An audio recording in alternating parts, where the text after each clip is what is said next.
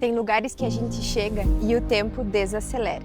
O silêncio, a vista, o ar mais leve. E a vontade é só ficar.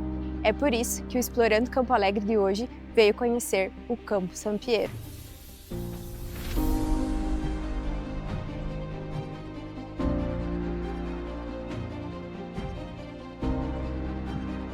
A vista é um dos primeiros detalhes que chamam a atenção.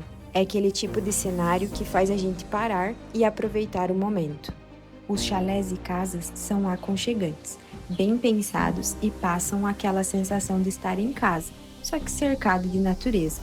Todas as acomodações possuem hidro com vista, um detalhe simples que muda completamente a experiência.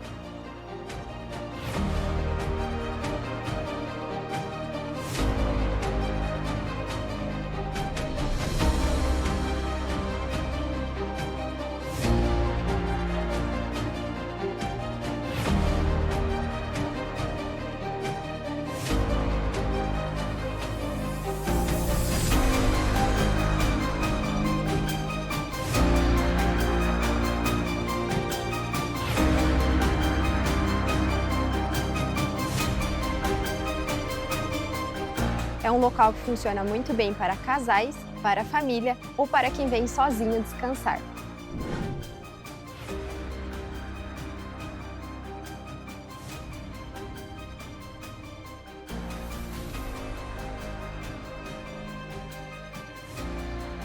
Aqui tem opção para todo mundo. Sala de jogos, espaço para as crianças, contato com os animais da fazenda, pedalinho no lago e o balanço infinito que fica em um dos pontos mais altos do Campo Sampiero, com uma vista impressionante. É o tipo de lugar que agrada adultos e crianças.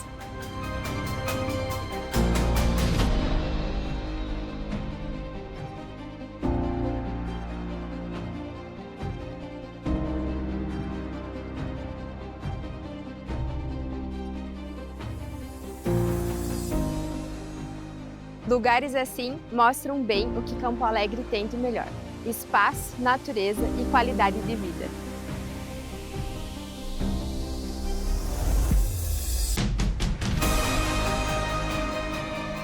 Se você quer conhecer o que há de melhor em Campo Alegre, continue nos acompanhando.